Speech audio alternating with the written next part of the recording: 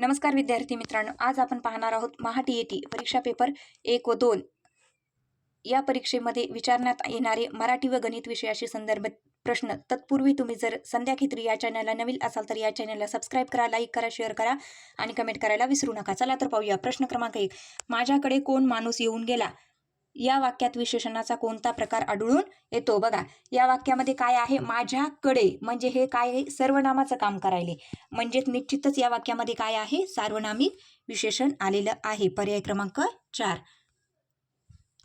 प्रश्न क्रमांक 32. पुढे दिलेल्या वाक्यामधील भावकृतक क्रियापद असलेले वाक्य ओळखा. बघा, पुढे दिलेल्या वाक्यामधील भावकृतक क्रियापद असलेले वाक्य ओळखा. जेव्हा वाक्यामध्ये सांजावले, स्थिरावले, गरजावले, गडगडते असे शब्द असतात तेव्हा ते भावकृतक क्रियापदाचं काम करत असतात. म्हणजेच आई घरी पोहोचण्यापूर्वीच सांजावले हे काय आहे? भावकृतक क्रियापदाचं वाक्य आहे. पर्याय क्रमांक 3.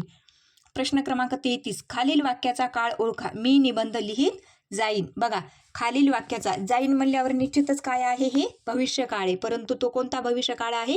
रीती भविष्यकाळ आहे. पर्याय क्रमांक 4 रीती भविष्यकाळ. प्रश्न क्रमांक 34. वरील दोन्ही वाक्य काळजीपूर्वक वाचून योग्य पर्याय निवडा. शब्दयोगी अव्यय सामान्यतः नामांना जोडून येत नाहीत. बघा, शब्दयोगी अव्यय वाक्यामध्ये वैयक्तिक प्रकारचे कार्य कधीच करत नाहीत, ते नामांना, क्रियापद, क्रियाविशेषणांना जोडूनच येतात. म्हणजे निश्चितच पहिलं वाक्य काय आहे? चूक आहे. दुसरं वाक्य काय आहे? शब्दयोगी अव्यय क्रियापद आणि क्रियाविशेषण यांना केव्हा केव्हा जोडून येतात. बघा, शब्दयोगी अव्यय जे असतात ते क्रियापद आणि क्रियाविशेषण अव्यय यांना केव्हा केव्हा जोडून येत असतात. म्हणजे हे वाक्य काय आहे? बरोबर आहे. म्हणजेच आपल्या प्रश्नाचं योग्य उत्तर काय राहील? पर्याय क्रमांक 1. पहिले वाक्य चूक, परंतु दुसरे वाक्य काय आहे? बरोबर आहे.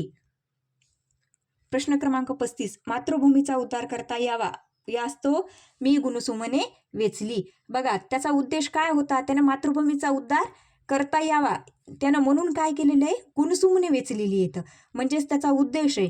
म्हणून या वाक्यामध्ये यास्तव हा शब्द काय करायला आहे? उद्देशबोधकाचं कार्य करायला आहे. पर्याय क्रमांक 3 उद्देशबोधक. प्रश्न क्रमांक 36. जगन्नाथ या शब्दातील योग्य संधी विग्रह ओळखा. बघा, जगन्नाथ या शब्दातील योग्य संधी विग्रह ओळखा. याचा योग्य संधी विग्रह काय आहे? जगत अधिक नाथ. पर्याय क्रमांक 4. प्रश्न क्रमांक 37. दिलेल्या वाक्यातील प्रयोगाचा प्रकार ओळखा. तिचे गाणे गाऊन झाले. बघा, दिलेल्या वाक्यातील प्रयोगाचा प्रकार ओळखा. तिचे गाणे गाऊन झाले. आणि ही क्रिया जेव्हा झाली, समाप्त झाली, तेव्हा काय असतो? निश्चित तिथं समापन प्रयोग असतो. म्हणजे तिचे गाणे काय झाले? गाऊन झाले, म्हणजेच क्रिया समाप्त झाली. म्हणून हा कोणता प्रयोग आहे? समापन कर्मणी. पर्याय क्रमांक 1. प्रश्न क्रमांक 38. सामासिक शब्द व समास यांच्या योग्य जोड्या जुळवा. बघा, देवदत्त चतुर्थी तत्पुरुष हे शक्य नाही. चतुर्थीचे प्रत्यय काय आहेत? चला ते चलानाती, म्हणजे इथे हे येत नाही, हे चुकीचं आहे. देवालय देवासाठी आलय, म्हणजे द्वितीय तत्पुरुष येत नाही, कारण की देवासाठी आले जर इथं षष्टी असलं असतं तर हे बरोबर आलं असतं, परंतु हे पण काय आहे? चुकीचं आहे. त्याच्यानंतर पदच्युत पंचमी तत्पुरुष, पदातून मुक्त म्हणजे पदच्युत, जेव्हा क्रियापदाला तून ऊन हून प्रत्यय लागलेला असतो तेव्हा ती पंचमी विभक्ती असते. म्हणजे पदच्युत म्हणजे पदातून मुक्त, म्हणजेच हे काय आहे? बरोबर आहे. त्याच्यानंतर भूपती, भूचा पती म्हणजेच षष्टी तत्पुरुष, आणि षष्टीचे प्रत्यय काय आहेत? चाचीचे, म्हणजे हे पण काय आहे? बरोबर आहे. म्हणजेच या वाक्यामध्ये काय आहे? तर 1 व 2 काय आहे? चुकीचं आहे. मात्र काय आहे? हे क आणि ड काय आहे? बरोबर आहे, परंतु अ आणि ब काय आहे? चुकीचं आहे. पर्याय क्रमांक 2. प्रश्न क्रमांक 39. फक्त हनुमंत समुद्र ओलांडून जाऊ शकतो या वाक्याचा अर्थ न बदलता नकारार्थी वाक्यात रूपांतर कसे होईल? बघा, हनुमंताखेरीज दुसरा कोणताही वानर समुद्र ओलांडून जाऊ शकत नाही. हे वाक्य काय आहे? बरोबर आहे. हनुमंताशिवाय समुद्र ओलांडून जाणारा दुसरा कोणीच नाही, हे पण वाक्य काय आहे? बरोबर आहे. आणि हनुमंताशिवाय समुद्र ओलांडून कोणी जाऊ शकणार नाही, हे पण वाक्य काय आहे? बरोबर आहे. आणि दुसरा कोणीही हनुमंतासारखा समुद्र ओलांडून जाऊ शकत नाही, हे पण वाक्य काय आहे? बरोबर आहे. म्हणजे याच्यामध्ये अर्थामध्ये बदल न करता हे चारही वाक्य काय आहे? बरोबर आहे. म्हणजे आपल्या प्रश्नाचं योग्य उत्तर काय राहील? पर्याय क्रमांक 4 अ ब क ड बरोबर. प्रश्न क्रमांक 40. खालील पर्यायी उत्तरातील उद्गारवाचक वाक्य कोणते? बघा, उद्गारवाचक वाक्यालाच केवळ प्रयोगी वाक्य असे सुद्धा म्हणतात. बघा, आज गाडीत कोण गर्दी, हे वाक्य काय उद्गारवाचक वाक्य आहे. कोणी कोणी माझे उगलील का, हे काय प्रश्नार्थक वाक्य. अपमान केल्यास कोणाला राग येत नाही, हे वाक्य काय आहे? नकारार्थी वाक्य आहे. 500 रुपये देखील किती मोठी रक्कम आहे, हे विधानार्थी वाक्य आहे. परंतु आज गाडीत कोण गर्दी, हे वाक्य काय आहे? उद्गारवाचक वाक्य आहे. पर्याय क्रमांक 3. प्रश्न क्रमांक 41. जेव्हा तू जन्माला आलास तेव्हा भरपूर पाऊस पडत होता, या वाक्याचा प्रकार ओळखा. बघा, वाक्यामध्ये काय आहे? जेव्हा तेव्हा, म्हणजे जेव्हा तो जन्माला आला होता त्याच्या जन्माच्या वेळी काय झालं की भरपूर पाऊस पडत होता. म्हणजे जेव्हा तेव्हा, म्हणजे निश्चितच इथं कालाचा बोध आहे. कालवाचक क्रियाविशेषण अव्यय. प्रश्न क्रमांक 42. खालील विधानातील गाडी भरधाव घेऊन शब्दसमूहाचे पर्यायी उत्तरातील योग्य पर्यायी उत्तर कोणते? तो चोर गाडी भरधाव घेऊन धावला. बघा, या वाक्यामध्ये गाडी भरधाव घेऊन हा शब्द कशाचे कार्य करायला आहे? तर ते कशाचे कार्य करायला आहे? विधेय विस्तार. पर्याय क्रमांक 4, विधेय विस्तार. प्रश्न क्रमांक 43. साधित शब्द कशाला म्हणतात? बघा, साधित शब्द कशाला म्हणतात? तर मूळ शब्दांना उपसर्ग लागून किंवा प्रत्यय लागून तयार होणाऱ्या शब्दाला आपण काय म्हणत असतो? साधित शब्द म्हणत असतो. पर्याय क्रमांक 3. प्रश्न क्रमांक 44. सूर्य अस्तास गेला, व्यंगार्थ कोणता? बघा, सूर्य अस्तास गेला याचा व्यंगार्थ कोणता आहे? संध्या स्नानाची वेळ झाली, हे काय आहे? बरोबर आहे. अभ्यासाची वेळ झाली, हे पण काय आहे? बरोबर आहे. म्हणजेच सर्व पर्याय बरोबर. पर्याय क्रमांक 2. प्रश्न क्रमांक 45. एकाच जातीचे अनेक शब्द लागोपाठ आल्यास कोणते विरामचिन्ह वापरतात? बघा, एकाच जातीचे जर अनेक शब्द लागोपाठ आल्यास कोणते विरामचिन्ह वापरतात? तर स्वल्पविराम वापरतात. पर्याय क्रमांक 3, स्वल्पविराम. प्रश्न क्रमांक 46. रिकाम्या जागासाठी सर्वात अधिक योग्य शब्दाची निवड करा. बोलता बोलता त्याचा कंठ डॅश डॅश. बघा, आपण काय म्हणतो? बोलता बोलता त्याचा कंठ काय झाला? दाटून आला. पर्याय क्रमांक 2, दाटून. प्रश्न क्रमांक 47. खालीलपैकी शुद्ध शब्द ओळखा. बघा, शुद्ध शब्द ओळखा हा प्रश्न बऱ्याच परीक्षेत आलेला आहे. बघा, तर कोणता शुद्ध शब्द आहे? हुतात्मे. पर्याय क्रमांक 1. प्रश्न क्रमांक 48. जेथे नाणी तयार केली जातात ती जागा म्हणजे डॅश डॅश. योग्य पर्याय निवडा. बघा, जेथे नाणी तयार केल्या जातात त्याला काय म्हणतात? टाकसाळ असे म्हणतात. पर्याय क्रमांक 1, टाकसाळ. प्रश्न क्रमांक 49. घरादारास व देशास पारका झालेला, हा प्रश्न बी बऱ्याच परीक्षेत आलेला आहे. बघा, या शब्दसमूहासाठी योग्य समूहदर्शक शब्द ओळखा. त्याला काय म्हणतात? निर्वासित असे म्हणतात. पर्याय क्रमांक 2, निर्वासित. प्रश्न क्रमांक 50. आमचा बापू म्हणजे महा हलक्या कानाचा माणूस, या वाक्यातील हलक्या कानाचा माणूस वाक्यप्रचाराचा अर्थाचा पर्याय निवडा. बघा, म्हणजेच काय? तर खऱ्या खोट्याची शहानिशा न करता विश्वास ठेवणारा, त्याला काय म्हणतात? हलक्या कानाचा माणूस. पर्याय क्रमांक 4. आता बघा, प्रश्न क्रमांक 51. एका वहीची किंमत पेनच्या किमतीपेक्षा 5 रुपयाने जास्त आहे. जर पेनची किंमत 7 रुपये असल्यास वही व पेनची किंमत किती? बघा, आता निश्चितच इथं काय झालेलं आहे की 5ने जास्त आहे आणि ही 7ने जास्त आहे, तर त्या दोन्हीची एकत्रित किंमत करायची. म्हणजेच निश्चितच काय होईल? 7 अधिक 5 बरोबर किती येईल? 12 रुपये. म्हणजे वही आणि पेनची एकूण किंमत किती आहे? 12 रुपये. पर्याय क्रमांक 2. प्रश्न क्रमांक 52. एका व्यक्तीने 2250 रुपयाचे कर्ज 5 हप्त्यात फेडले. प्रत्येक हप्ता मागील हप्त्यापेक्षा 50 रुपयाने जास्त होता. तर पहिला हप्ता किती रुपयाचा होता? बघा, आता एका व्यक्तीने काय केलेलं आहे की 2250 रुपयाचे कर्ज काय केलेलं आहे की त्या व्यक्तीने प्रत्येक हप्ता त्याचा काय होता की 50 रुपयांनी जास्त होता. म्हणजेच आपल्याला इथं काय येईल आता की 2250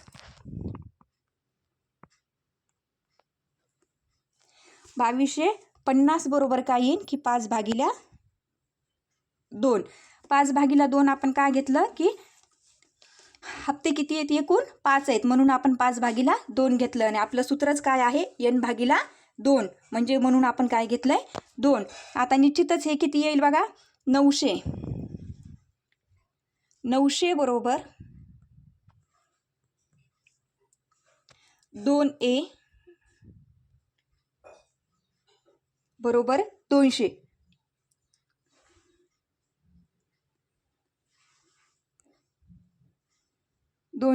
म्हणजेच ए बरोबर काय येईल आपलं उत्तर 350. हे ए बरोबर काय येईल आपलं उत्तर येईल पर्याय क्रमांक 3.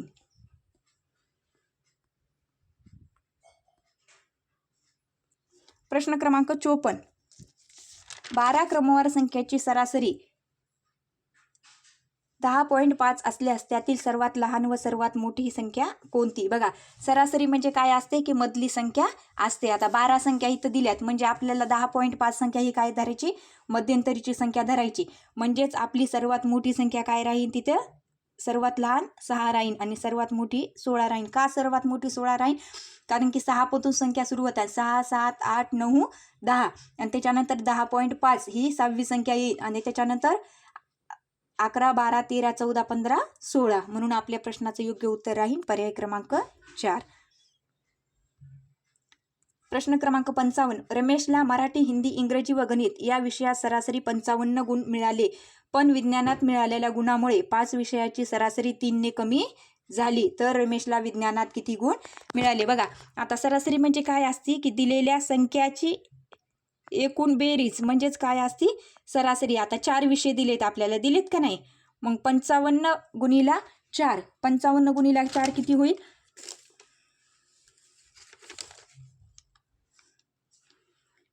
55 गुणिला 4 बरोबर 220. आता बघा 220 झालं. आता ते काय म्हणाले की विज्ञानात मिळालेल्या गुणांमुळे त्याची सरासरी 3 ने कमी झाली. आता त्याची सरासरी 3 ने कमी झाली म्हणजे 55 ऐवजी किती झाली? ती 52 झाली. बरोबर आहे का नाही? म्हणून 52 भागीला गुणिला 5 बरोबर किती येईल? 260. बरोबर आहे का नाही? म्हणून 260. म्हणून 260 मायनस 220. तर त्याचे याच्यातले विज्ञानातले गुण किती मिळाले रमेशला? एकूण 40 गुण मिळाले. पर्याय क्रमांक 2. प्रश्न क्रमांक 56. एका रकमेचे पहिल्या व दुसऱ्या वर्षीचे चक्रवाढ व्याज अनुक्रमे 20 व 23 आहे, तर व्याजाचा दर किती टक्के असेल? बघा, 20 व 23, 20 मायनस 23 बरोबर किती यायले? 3 यायले. आणि आता आपल्याला चक्रवाढ व्याज काढायचं. चक्रवाढ व्याज काढताना काय करत असतात? 20 गुणिला R भागीला काय येईल? 100. आपल्याला चक्रवाढ व्याज काढायचं बरोबर 3. तर इथं निश्चितच काय येईल? 3 गुणिला 100 भागीला 20 बरोबर किती येईल? ते 15%. म्हणजेच काय येईल तर व्याजाचा दर किती टक्के येईल? 15%. पर्याय क्रमांक 1. प्रश्न क्रमांक 57. एका संख्येचा 75% बरोबर 1500 तर त्या संख्येचा 18.75 बरोबर किती? बघा, आता एका संख्येचा म्हणजे निश्चितच काय येईल? हे 1500 गुणिला 100 भागीला काय येईल? टक्के. टक्के म्हणलं की खाली काय असतात त्या गोष्टीच्या? 100 असतात. बरोबर किती येतं? हे 2000 येते. आता हे 2000 आणि 2000 गुणिला 3/16. बघा, आता 2000 3/16 बरोबर किती येईल? 375. पर्याय क्रमांक 3, 375. प्रश्न क्रमांक 58.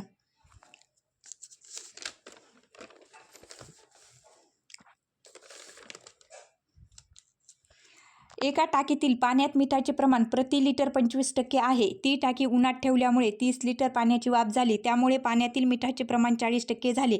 तर मूळ पाणी किती टक्के लिटर असेल? बघा, आता इथं काय दिलेले आपल्याला? याचं प्रमाण किती दिलेले? 25%. म्हणजे 0. काय येईल? ते 25% येईल. भागीला काय येईल की x वजा 30. कारण की 30 काय झालेली आहे? पाण्याची वाफ झालेली आहे. बरोबर हे काय येईल? 0.40%. बरोबर आहे का नाही? आणि म्हणून हे 0.40% आलं. म्हणून आता हे काय येईल की 0. आता याचा तिरकस गुणाकार करायचा. 0.25 x बरोबर 0 आणि 0.40 x बरोबर किती येईल? 12. म्हणून आता 12 बरोबर 0.15 x, तर x बरोबर किती येईल 80. आपलं काय येईन हे उत्तर येईन, म्हणजेच 80% पाणी काय झालेले, 80 लिटर पाणी काय होते, मूळ पाणी होते. प्रश्न क्रमांक 59. सुरेशने एक वस्तू 500 रुपयाला खरेदी करून 400 रुपयाला विकली तर त्याला शेकडा तोटा किती झाला. बघा आता हे साधं उदाहरण आहे. बघा 500 - 400 बरोबर किती 100 बरोबर आहे. आता 100 रुपये काय झाला त्याला तोटा झाला. आता 100 रुपये तोटा झाला म्हणजेच काय तर 100 भागिले 500 गुणिले 100, तर निश्चितच काय येते हे बरोबर 20%. पर्याय क्रमांक 2 20%.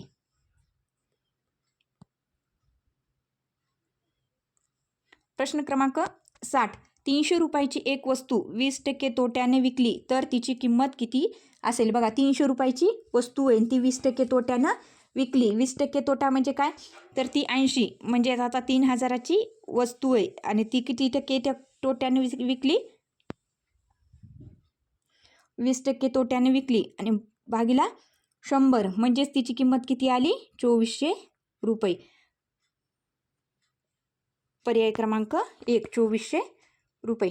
अशाच नवनवीन व्हिडिओसाठी संध्या खेत्री या चॅनलला सबस्क्राईब करा, लाईक करा, शेअर करा आणि कमेंट करायला विसरू नका. धन्यवाद.